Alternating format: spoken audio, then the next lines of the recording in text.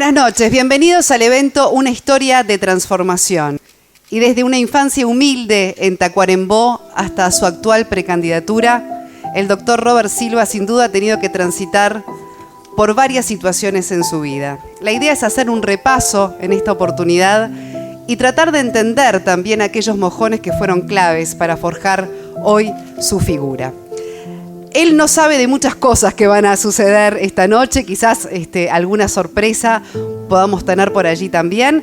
Lo vamos a hacer en una instancia de entrevista y allí, si estás de acuerdo, vamos a estar repasando algunos momentos que han sido claves en tu vida, desde tu tierna infancia hasta el día de hoy. Así que adelante, muy bien.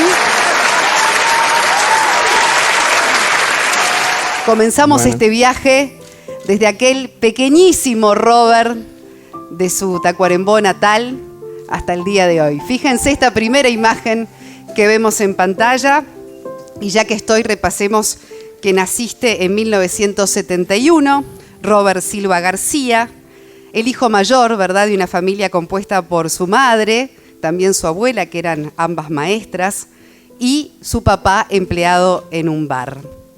Cuando te ves en esta imagen tan pequeñito, Robert, ¿qué te viene? ¿Qué recuerdos te vienen de aquella infancia en Tacuarembó? Bueno, esto era en San Gregorio de Polanco. Gracias a todos por estar acá, lo valoro mucho.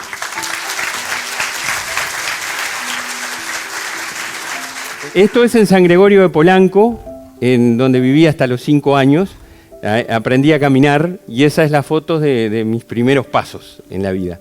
Y ahí me hacen acordar, una vez le agarré esta foto de chico y pegué ese rayón ahí, que está en esa foto, y un buen reto me ligué de mi madre. Me dijo, eran no sagradas las fotos, y claro, además. porque era lo que había. Y bueno, esta soportó muchas cosas y me acompaña hasta hoy. Y sobre esa situación familiar de la infancia, ¿qué nos podés decir? Bueno, recién decía, ¿no? Tu mamá, maestra. Sí. Yo viví en San Gregorio Polanco hasta los 5 años. Mamá era maestra de la escuela número 3. Y vivimos primero en la pensión, en la entrada del pueblo, la pensión de Peralta, que era, bueno, el lugar, tengo el recuerdo de paredes, mucha humedad y las paredes oscuras con una lamparilla, y ahí estábamos, y luego la situación económica se complicó, y la directora de la escuela número 3, yo tengo en la memoria, creo que vació un depósito, si no me equivoco, y nos fuimos con mamá a vivir a la escuela. Dormíamos ahí y entonces era 24/7 educación. Ese momento también lo vamos a tener en así que un bueno, repaso. ese es el recuerdo de San Gregorio. Pero bueno, así se veía. ¿Cuántos años tendrías acá? Y debe ser 2 por ahí, ¿no? Sí, bien atrás no sé si la foto no dice, mamá ponía siempre. Ah, es que se hacía eso, sí, ¿no? Se colocaba la fecha. Siguiente imagen. Bueno, y sabemos que la enseñanza, obviamente, la mamaste de tu mamá, de tu abuela. De alguna forma te acompañó en las distintas instancias de tu vida, de distinta forma, pero ¿qué representó tu mamá? Porque sabemos que hasta el día de hoy sigue teniendo una enorme influencia en tu vida, más allá de que no esté físicamente. No, mamá fue esa persona que siempre estuvo al lado, preocupándose, inculcándome que uno con esfuerzo, con dedicación, con perseverancia, podía llegar a la vida y concretar sus sueños. Y tuvimos muchas dificultades. Esa foto es en la entrada a Tacuarembó, porque mi padre había sido ciclista cuando era joven, entre las cosas que tenía, y ella también le gustaba mucho. Íbamos a esperar a la ruta en un Chevrolet viejo que teníamos, la llegada de la Vuelta Ciclista del Uruguay, que era para el pueblo en aquel momento, eso ya era en Tacuarembó, esperando eso. Así que bueno, acompañándola, y esa foto me la sacó papá. Recuerdo una máquina grande que tenía. Siguiente imagen.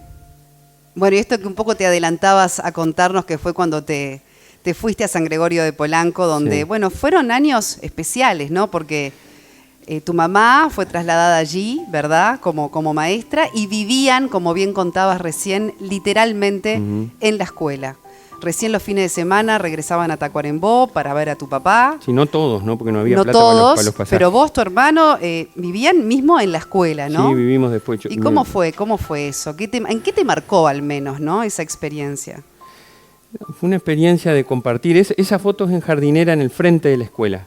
Tenía 5 años. Yo hice 4 años porque en aquel momento mamá, por vivir en la escuela, logró que yo hiciera 4 años, con los 5, porque no había 4. Claro, ahí te ibas adelantando. Y después en 5 hice 5. Entonces todos habían pasado jardinera, nunca se repitió.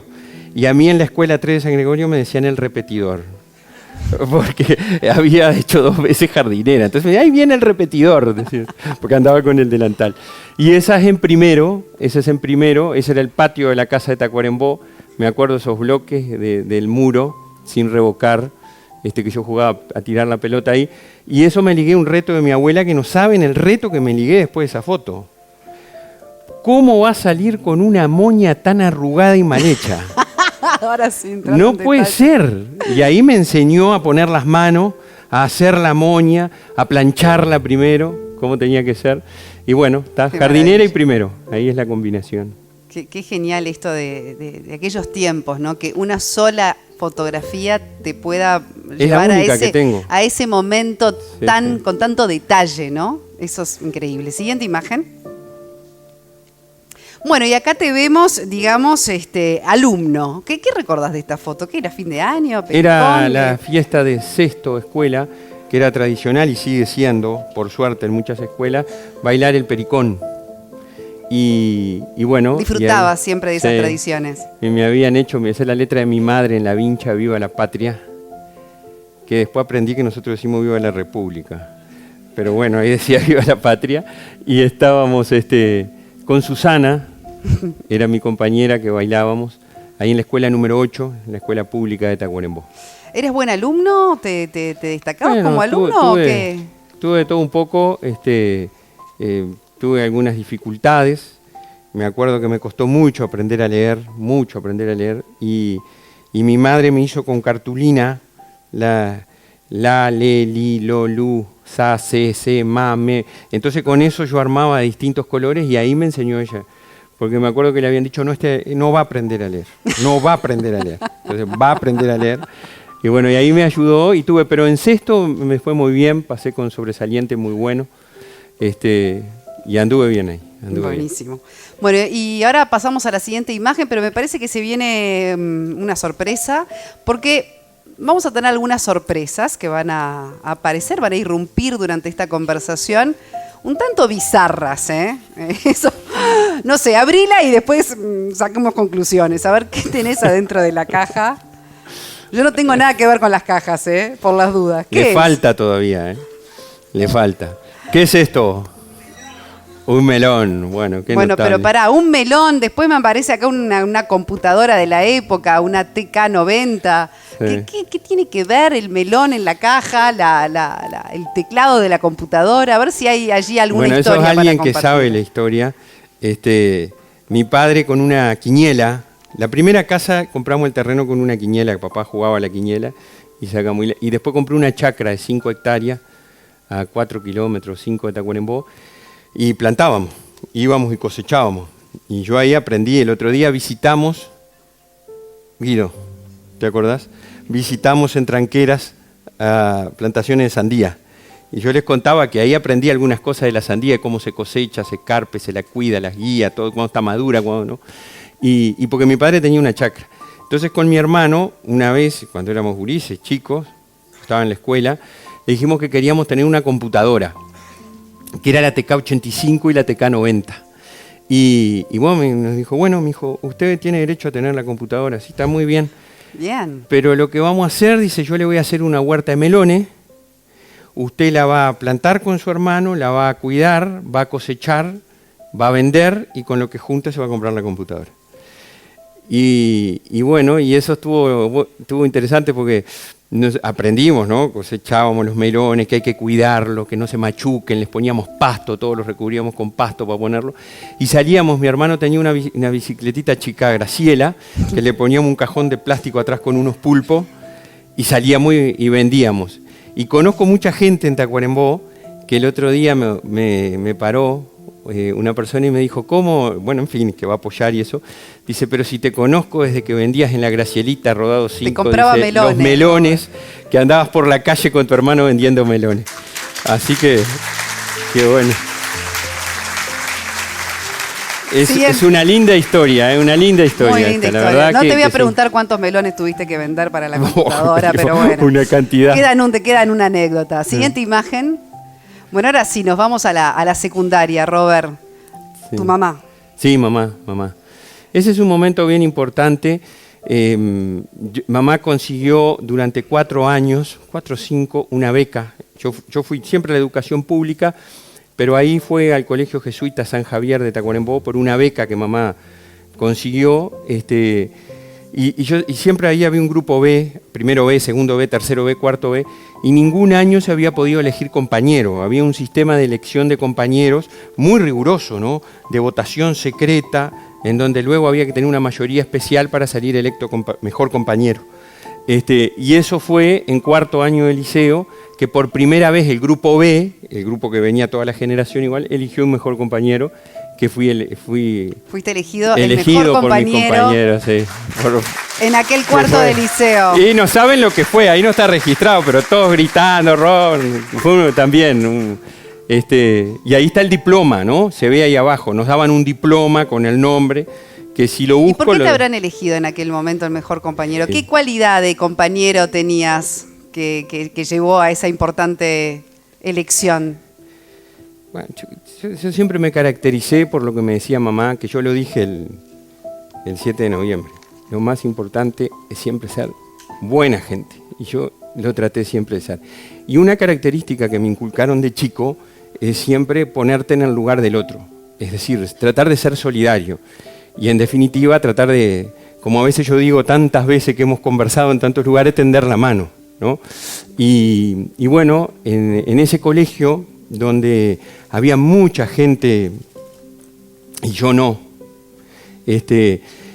ahí aprendí a convivir con otras realidades. Me invitaban a casas que no era la mía y a veces cuando iban a mi casa yo los dejaba afuera porque bueno, la realidad de mi casa era distinta a la de ellos.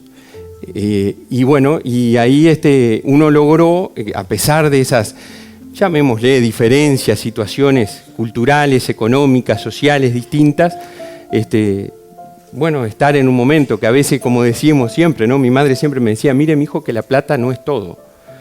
Y bueno, y a veces uno en esos lugares logró eso, ¿no? Estar al lado de algunos compañeros o compañeras que tenían algún problema. Le tendimos la mano y hasta ahora tenemos un grupo y somos muy buenos compañeros. Cuando voy a Tacuarembó nos juntamos con varios de ellos porque mantenemos el vínculo. Qué maravilla. Siguiente imagen. Bueno, y si estábamos en la secundaria... Parte de ellos ahí están. Son algunos de ellos, porque sí. Claro, ahí se venían de Tacuarembó para estudiar la carrera a la capital, a Montevideo. Estamos hablando de que era el año 89, 1989. Robert, ¿no habías pisado antes Montevideo? No, fue la primera vez. O sea, por primera vez llegabas a Montevideo acá, lejos de la protección. El 3 de agosto del 2019, cuando asumí, ¿se acuerdan?, el desafío de la candidatura a la vicepresidencia acá, que habían. Fue la primera vez que vine a Montevideo con 18 años y conocí los edificios, conocí el mar y hasta hace poco mis amigos me embromaban porque yo cuando íbamos a cruzar la calle les gritaba cuidado con los señaleros. Porque claro, en Tacuarembó no había semáforos, entonces cuidado con los señaleros y andaban, pero miren la altura y los ascensores y todo eso, que no conocía ni ascensores ni nada de eso. Y esta es la barra de Tacuarembó, que nos vinimos a estudiar, gran parte de ellos, a Montevideo, y bueno, y fuimos haciendo las carreras juntos, que cuando ustedes imagínense que yo me vine en el 89 y no había lo que había ahora, ¿no? No había WhatsApp, yo en mi casa no tenía teléfono. Entonces era carta por correo. Y mi madre en la carta que me mandaba, yo lo he contado, ¿no?, varias veces, me mandaba un billete de 10 pesos y me decía el miércoles a tal hora voy a estar en lo del Bebe, que era el vecino que tenía teléfono, vaya a Antel y me llama. Entonces yo iba ahí a Fernández Crespo y 18, que estaba Antel, y ahí llamaba por teléfono, discando, ¿no?, con caracteres 632 y llamaba a lo del Bebe. Y ahí hablaba una vez cada 2 semanas, y con suerte una vez por mes iba a Tacuarembó. Entonces uno se vinimos de Tacuarembó con 18 años, en ese momento en absoluta soledad, protegidos por nuestros padres, nuestros afectos quedaron allá, y acá era el sostén. Yo tuve 2 grandes sostenes. Uno fue mis amigos de Tacuarembó, y otro que algunos ya los saludé y andan por acá, la barra del Foro Universitario. Esos compañeros que nos juntamos en la universidad a militar por la causa estudiantil y bueno, y eran el sostén que teníamos, porque todos los afectos habían quedado en Tacuarembó. Tenemos otra sorpresita, a ver, se acerca otra caja por allí. A ver, ¿qué tendrá esta? Vamos a ir acumulando las cajas. Ahí está, capaz que dejamos los melones ahí. Yo me los llevo para casa después. No estaba maduro, dijo, pero bueno, se espera. ¿Qué hay? ¿Qué hay? ¿Qué está abriendo Robert? ¿Qué es eso? ¿No almorzó? ¿Qué pasó? Dice encomienda, ¿no? Encomienda de papá, dice sí. La caja, para Robert. Bueno, tal cual. Años comiendo las tradicionales milanesas del bar Castro y las tortillas, milanesa y tortilla que me mandaban en la encomienda desde que... ¡Qué rico! Está rico, está fresquito. Del bar Castro, que era el bar que después Bar Castro, papá entró a trabajar ahí, entró limpiando los baños.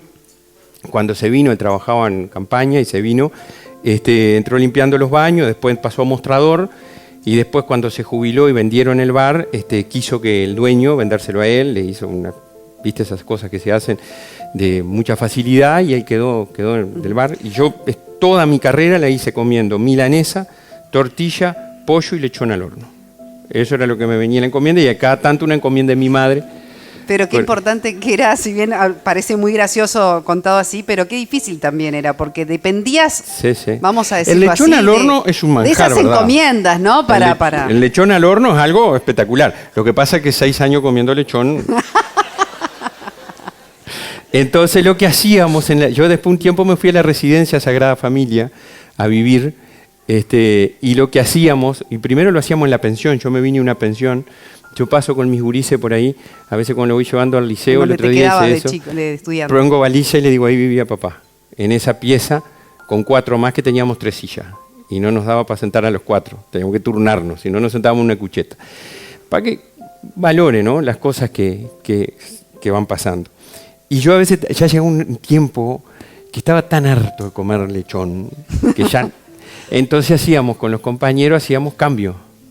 A uno tenía poroto o un guiso, entonces cambiábamos un bollón de guiso por un pedazo de lechón, un cuarto de lechón, y bueno, aquello era la fiesta. Ahora, para cómo lo publicitabas el lechón, tendría su gran valor, si no, mira esto. A ver. ¿Y el bar de su padre era famoso por qué? Lechón y pollos al horno, Bar Castro. Así se lo ofrecías a tus compañeros, no me digas. Igual, sí, el otro día me hicieron acuerdo de eso cuando íbamos viajando en la campaña. Y eso es el bar al horno. Este es el bar, sí, está papá, está Ana, que es mi actual esposa, la madre de mis hijos, y está mi hermano acá, y después un amigo ahí que se había acercado. Estábamos comiendo, después que terminábamos y cerrábamos todo y se iban los clientes, y debemos estar comiendo lechón, miren el plato. Debe estar con el lechón. No, nunca íbamos a pensar que fuera otra cosa. Ahora, ¿trabajaste en algún momento en el bar? ¿Llegaste a tener algún trabajito ahí? De chiquito. A ver acá, ¿quiénes se acuerdan de los casilleros de Coca-Cola de madera? Yo. ¿No? Bueno, yo empecé con eso. Gresá y botella, exacto. Papá ponía eso y yo chiquito me subía en el mostrador y ahí, bueno, ¿qué va a tomar? Y ahí venían y empecé de chiquito. Me enseñó a barrer papá, está dejando cola, no puedo dejar cola, barra bien, junte. Y después papá falleció en el 2016 y en el 2016 nos turnábamos con mi hermano, un fin de semana cada uno.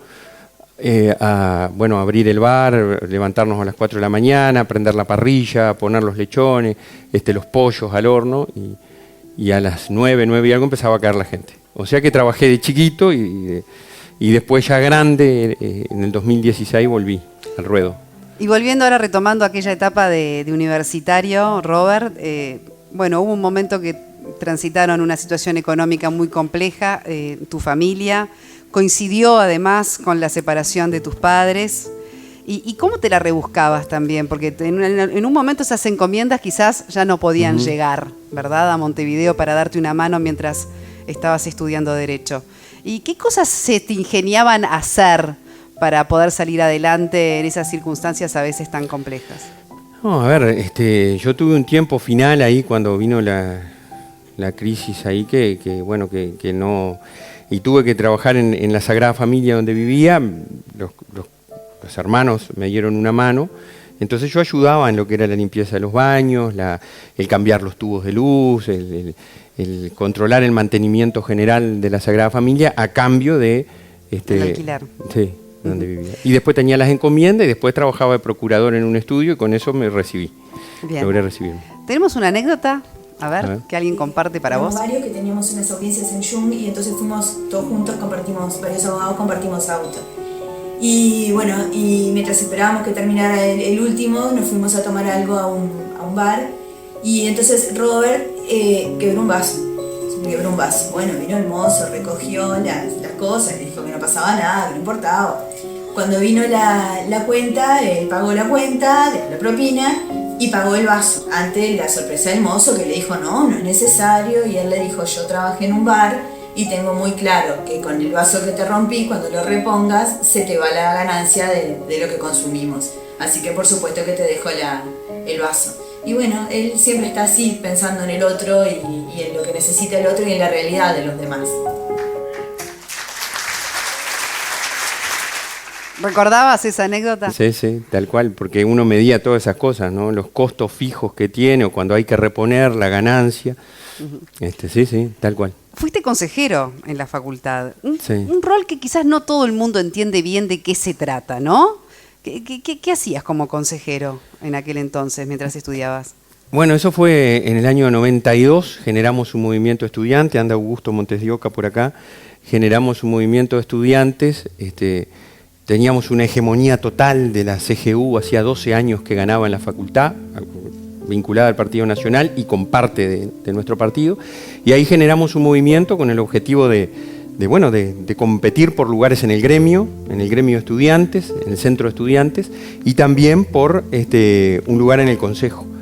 Bueno, y ahí generamos una movida bien importante que nos llevó a representar a los estudiantes en el cogobierno universitario. Recorríamos las clases, le decíamos, y bueno, hicimos cosas como por ejemplo cuando un docente, nosotros en aquella época, ahora quizás no tanto, pero sufríamos la entrega de resultados de exámenes tardíamente y eso impedía que pudiéramos dar los exámenes en los periodos siguientes y los estudiantes comenzaban a atrasarse. Entonces, un día averiguamos, se pidió el dato de quiénes eran los docentes que no entregaban en fecha y en la cartelera del foro universitario pusimos docentes que nos perjudican con todos los nombres. Bueno, aquello fue un escrache y bueno, hubo varios, incluso personas conocidas que fueron hasta a reclamar, pero increíblemente luego comenzó a mejorar y ya nadie más entregaba tardíamente, pues sabía que sí, ¿no? Del consumidor casi, sí, ¿no? Sí. En este caso del estudiante. Bueno, vamos con una foto a propósito de foro universitario, militancia y demás. A ver la siguiente imagen. Estamos hablando de una fecha muy especial, ¿verdad?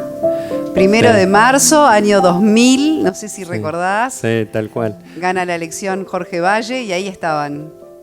Sí, ahí estábamos todos pintados, con varios compañeros que fueron desde ese momento, que militábamos mucho en facultad.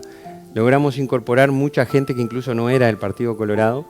Y eso es en la Plaza Independencia, el día que asumió Jorge Valle, que fue una elección muy peleada, recordarán, un balotaje, pero bueno, ahí estamos, contentos, disfrutando. Siguiente imagen. ¿Y qué pasó en el año 1991, Robert? ¿A quién conociste? ¿Quién es esa chica? Sí, la madre de mis hijos, mi esposa, Ana, que venía de San José, y nos conocimos en esos bailes de residencia o de Sagrada Familia. De Sagrada Familia sí que hacía baile, pero en el Club Obras, por acá cerca, que se hacía, o los bailes de varias residencias, que eran los que podíamos ir y los que podíamos pagar. Porque las entradas eran baratas, la consumición en vaso de plástico también. Entonces ahí conocí a Ana, que conocí a alguien de Tacuarembó, y bueno, y ahí iniciamos y estamos juntos desde esa fecha, desde 1991. Qué bárbaro. Siguiente imagen. Bueno, esta es obvia, ¿no? Llegó finalmente ese momento después de un largo camino de recibirte de abogado. Sí. ¿Te acordás esa foto? Todos los compañeros que organizaron internacional privado fue el último examen y con ese me recibí y bueno, y ahí comenzó. Eso es en el patio de la facultad, hay una, que ahora está muy arreglada la Facultad de Derecho, pero en aquel momento era una pileta, una piscina, una fuente que había ahí llena de musgo y cosas, y bueno, adentro, corte de pelo, me tuve que rapar. Ahora, Robert, primer universitario de tu familia también, ¿no? Sí, ¿Cómo sí. tus padres? Vinieron en caravana, ¿no? En caravana de ómnibus, porque no había auto, pero vinieron, vino mi abuela, mi madre, todos cayeron de sorpresa porque mis compañeros le avisaron que yo iba a dar el último examen y bueno, ahí no se sabía si lo salvaba porque era un examen oral. Pero lo di oral, ahí me defendí y salvé y bueno, y ahí estaban afuera esperando todos con harina, huevo, aceite y está. Y fue muy bueno porque mi familia lo vivió como un logro de toda la familia. Eso de la movilidad social ascendente, claro, ¿no? Que uno habla, es decir, bueno, el esfuerzo se consagró después de tanto tiempo. Las encomiendas, separarte de tu hijo, uno de sus padres. Yo creo que en un momento puede ser que vos hayas querido ser maestro y que fue tu padre que te dijo, no, mi hijo, anda a estudiar eso que se estudia en Montevideo, esas profesiones que se estudian en Montevideo. Tal cual, sí, yo quería ser maestro y profesor de historia. Y mi padre me dijo, mire, si vamos a hacer el esfuerzo de que usted vaya a estudiar a Montevideo, tiene que ser universitario. Así que bueno, y a mí me gustaba, porque de gurí jugaba a ser abogado con mis compañeros, así que ahí terminé. Siguiente imagen. Germán Rama. Contanos a propósito de ese primer encuentro con Rama. Sí, ¿O cómo fue? Yo en 1996 me había recibido en ese año, el 8 de marzo, y cumplí 25 el 7 de marzo y el título tiene fecha el 8 de marzo, si no me hubiese recibido 24, y bueno, y Sanguinetti en aquel momento, que era el presidente de la República, yo me tenía que volver a Tacuarembó, era consejero de la facultad, y dijo, no, vamos a ver si...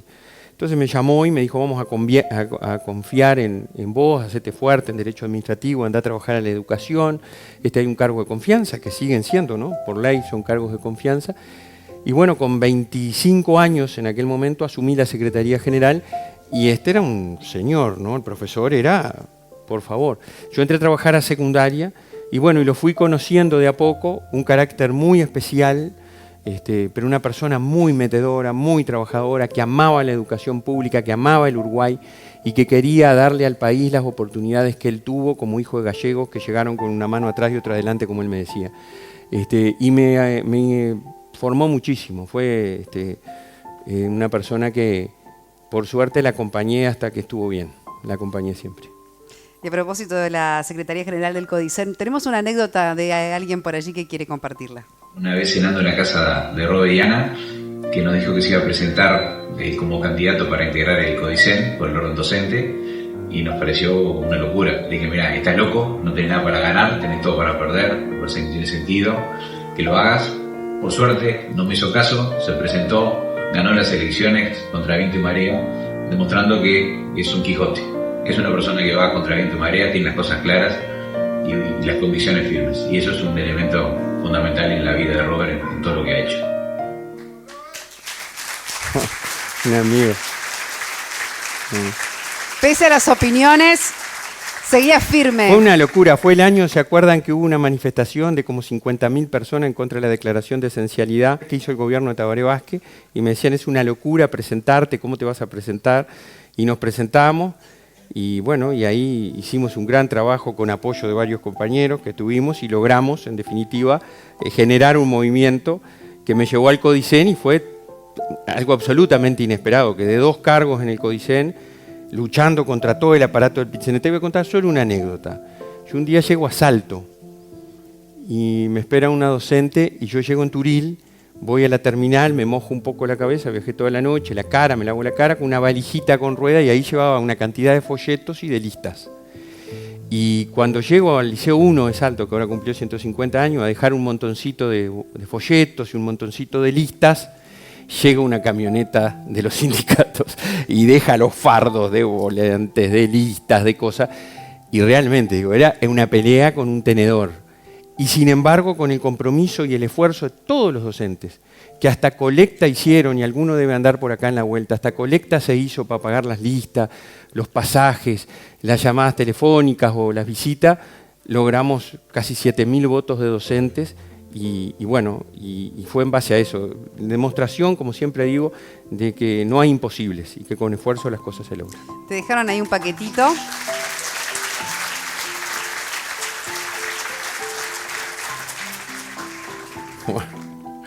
El Quijote. Este Quijote, y quiero recordar a alguien que no está hoy, este Quijote me lo regaló cuando yo llegué al Codicen Cecilia Hackenbruch, la doctora que falleció lamentablemente, que estaba en nuestro equipo y que me lo llevó un día y me dijo, mirá Robert, como decía Jorge que habló recién, sos un Quijote, te has puesto y te traje esto que era de ella, lo sacó de la casa y me lo llevó. Así que un buen recuerdo de ella también. Y tengo un Quijote que me regaló Jorge y Ana también, así que... Muchas gracias.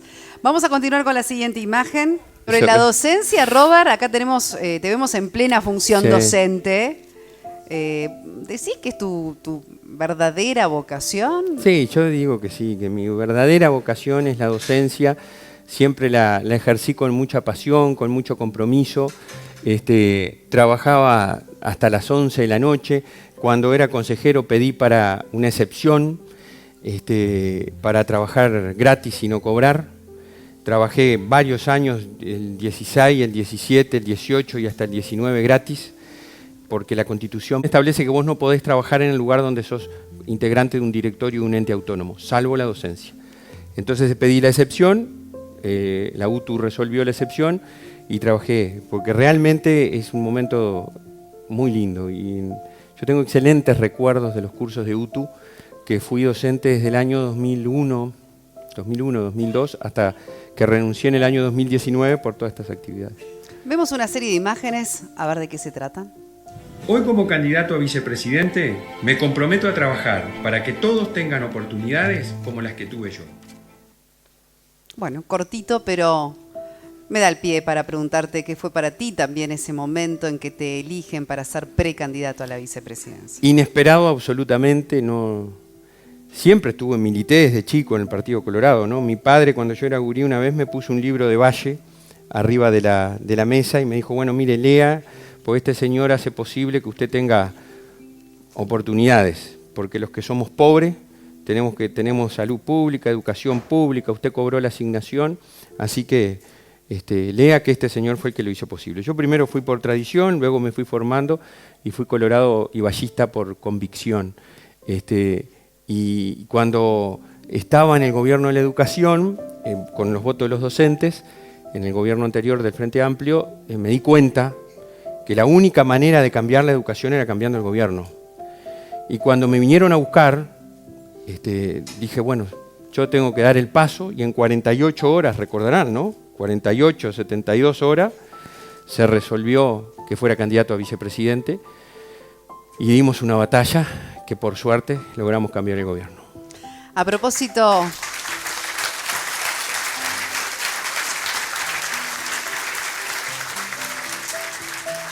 A propósito de la presidencia del Codicen, una anécdota que también queremos Bueno, compartir. me piden que cuente alguna anécdota de Robert. Gana la coalición de gobierno y el presidente de la República lo convoca a Robert Silva, con el apoyo del Partido Colorado, a desempeñarse como presidente del Codicen, a hacerse cargo de la educación pública de nuestro país. Y bueno, yo en mi condición de amigo lo llamé preocupado a Robert y le dije, Robert, ¿estás seguro que querés meterte en la boca del león? Durante 15 años el Frente Amplio, con mayorías parlamentarias, no pudo transformar la educación.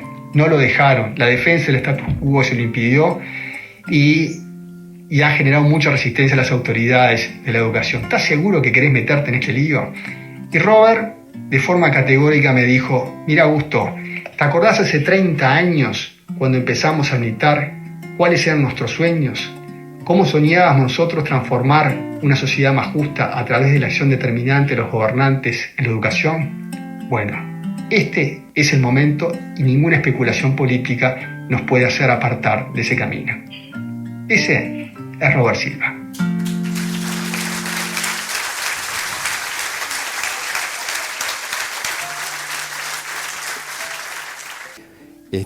mirá papá, cuando vamos a hacer algo que nosotros no somos de ligar. Entonces siempre nos viene alguna...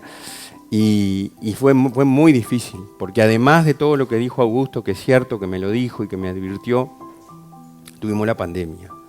Y la pandemia fue terrible. Yo asumí, hoy es 19, 18, mañana es 19. Mañana está haciendo fecha de que asumí, porque asumí el día de Varela, ¿sí? El 19 de marzo. Y ¿saben lo que es asumir el gobierno de la educación y tener todas las escuelas cerradas, todos los liceos, las UTU, no había nada abierto, todo el mundo en la casa, puertas cerradas, ver qué hacíamos con la comida, siendo el único que asumí del gobierno y que daba todos los colegiados que había, todos los consejos con integrantes del gobierno anterior. Fue muy difícil, o sea que si era difícil todo eso, se hizo más difícil con la pandemia. Y sin duda bajo también la propuesta que llevaste adelante de esa transformación educativa. Con un gran equipo. Se alzaron voces, ¿verdad? Voces democráticas, a favor, en contra, pero también hubo momentos de mucha tensión que tuviste que soportar, incluso junto a tu familia, ¿verdad? De algunos episodios que también tuviste que atravesar, consecuencia de ello, ¿verdad? Tenemos acá un recopilado de algunas imágenes que salían en los medios, producto también de esos incidentes que pasaste. El presidente del Consejo Directivo de la ANEP, Robert Silva, informó que su casa había amanecido con grafitis alusivos a estos conflictos. La agresión y la intolerancia no detendrán el cambio en la educación, proceso en el que estamos y seguiremos, escribió Silva en su cuenta de Twitter. Esto está ocurriendo en este momento en el Cerro. La decisión del Consejo Directivo Central de la ANEP de recorrer distintas zonas de Montevideo del país en estos encuentros cara a cara con la población es dar a conocer la reforma educativa propuesta y tratar de evacuar las dudas que los vecinos puedan plantear. Se pueden dar cuenta ustedes que la idea es que las autoridades del CODICEN no puedan hablar. No me gusta la reforma, no te dejo hablar. Todo muy democrático, ustedes lo están viendo. Vamos a escuchar.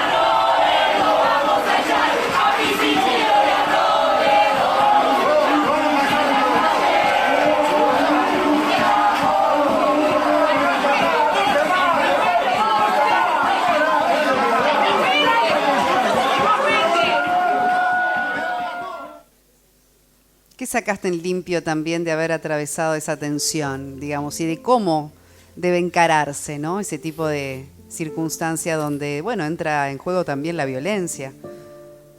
Sí, ese no es el Uruguay que este partido político gestó desde principios de su historia, ¿no? Ese es el Uruguay que algunos pocos, por suerte, pretenden imponer a través de acciones patoteras, totalitarias, amedrentando a la gente. Con nosotros, porque hubo un gran equipo que trabajó, un gran equipo en todas las áreas. No hay nada en la vida que se puede lograr solo, se logra con el trabajo con otros. Y en la educación hubo un gran, y hay un gran equipo, y logramos sortear estas situaciones. Yo les digo la verdad, en ese momento fue muy difícil, incluso incidió al tomar la decisión para venir acá, porque eso lo estaban transmitiendo en directo. Y yo tenía a mi familia, a los vecinos, los amigos, mirando en directo la salida del cerro con huevazos, botellazos, insultos, agravios. Y bueno, cuando llegué a mi casa estaba mi hermano, mi esposa llorando, esperando. Y me dijo, ¿vale la pena sufrir esto? Digo, sí, vale la pena porque cuando uno lo mueven la fuerza de las convicciones, tiene que seguir adelante. Porque uno tiene que pensar que si uno se baja, si uno no está ahí, ¿quién va a estar? Y en definitiva, a pesar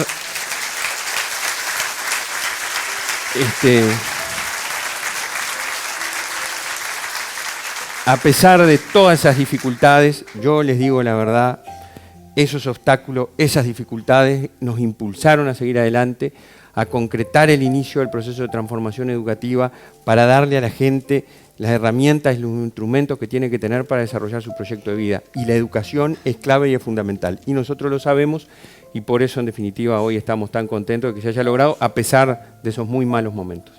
Para levantar el ánimo, una imagen que seguro te va a alegrar junto a tu familia, ¿verdad? Acá tenemos la familia siempre decís, es muy importante y tiene un lugar de privilegio sin duda en tu vida. Esto fue en febrero ahora. Fue en febrero, bien reciente. ¿Cuántos años tienen ahora? Agustina cumplió 15 ahora en febrero, hicimos un viaje y bueno, esto es una casita que tenemos en Cuchilla Alta, en Canelones, que la compramos producto de cuando falleció mamá, la casa de mamá la vendimos y bueno, lo que me tocó a mí, dije que le voy a contar un poquito más largo, después les voy a contar una anécdota que vale la pena porque esas cosas pasan. Yo no creía mucho, pero les voy a decir que ahora creo más. Vendimos la casa, llegó la plata, entonces yo estaba estaba sentado en el escritorio hablando con mi esposa que estaba planchando en el dormitorio y le digo, llegó la plata de la casa de mamá, lo que me tocó a mí, digo, ¿qué vamos a hacer con esa plata? ¿Qué voy a hacer? Porque la verdad que dejar la plata en el banco es, en definitiva, que se termina. Entonces me puse a buscar algo en la biblioteca y cae un papelito con la letra de mamá, que ya había muerto, obviamente, ¿no? Y dice, casa en Cuchilla Alta y un teléfono. Es increíble, pero es verdad. Increíble. Porque cuando la trajimos antes de que muriera, porque ella tristemente tuvo cáncer, la trajimos al balneario argentino, que mi hermano tiene una casa, y ella salía en el auto con el esposo a recorrer y me anotaba. Y me venía con unos papelitos, ya como buena maestra tenía sus papelitos y venía, casa en tal lado, teléfono tal. Mi hijo me decía, usted tiene que comprarse una casa en la playa. Y yo le decía, ¿con qué me la voy a comprar? No puedo comprármela. Y guardé esos papelitos y quedaron ahí. Y bueno, y quiso el tiempo que después de ella muerta, me llegará el mensaje y tenemos la casa. Impresionante, impresionante.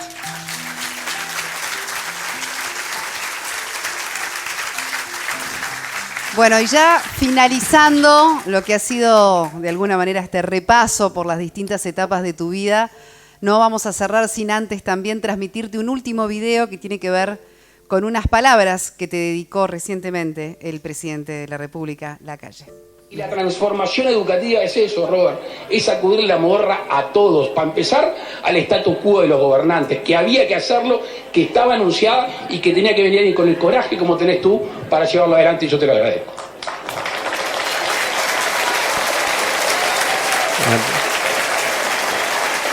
Y el coraje, ¿qué es el coraje? El coraje no es andar a los gritos y a los empujones. Yo siempre admiré a la gente que demuestra el coraje con silencio, con serenidad. Eso es coraje.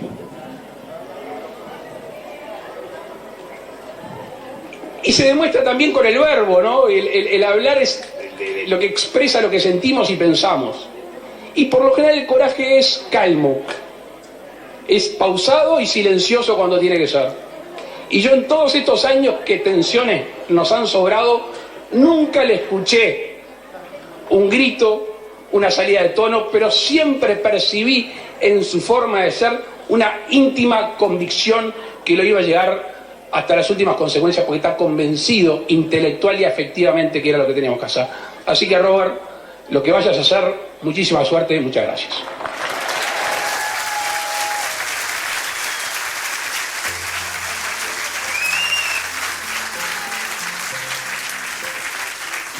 ¿Y cómo te llegó ese reconocimiento? Bien, muy lindo, fue en un momento importante, lográbamos concretar un liceo en Casaballe, una zona muy deprimida, que tuvo una inversión multimillonaria, digamos, varios millones de dólares, en un centro educativo María Espínola, los de tiempo completo, los de 8 horas, los que tienen 3 comidas, acompañamiento, que no había en Casaballe.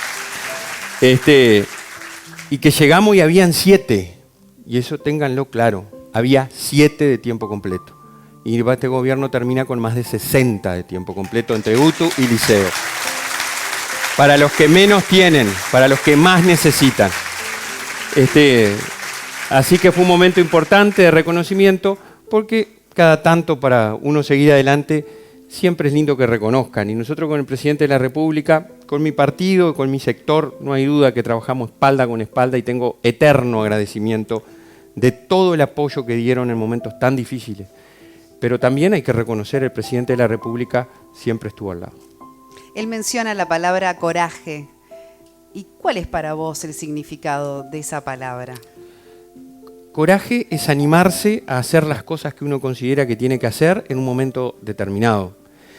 A partir del diálogo, del acuerdo, de procurar el acuerdo siempre, pero en definitiva tener la firme convicción y voluntad de concretar cosas que parezcan necesarias e impostergables. Yo lo diría así, cuando uno asume un compromiso y hace todo lo que está al alcance para cumplir con ese compromiso asumido, independientemente de distintas circunstancias que puedan estar. Y ahí sabe que va a tener momentos de alegría y momentos de dificultades. Y en los momentos de dificultades, cuando las cosas no son del todo lo que uno espera, ahí uno ve la mano tendida de ese equipo que yo hablaba hace un rato y de uno mismo. La fuerza y la voluntad para superar las dificultades, pero también de aquellos que lo rodean para ser soporte fundamental en un proceso en el cual se lleva adelante. Así que yo siempre digo que el coraje lo tiene uno, pero lo tiene porque tiene un gran equipo siempre que está al lado, ¿no? Muchas gracias, Robert Silva, por haber compartido cada paso, cada decisión, hasta llegar, bueno, a esta instancia tan importante en tu carrera.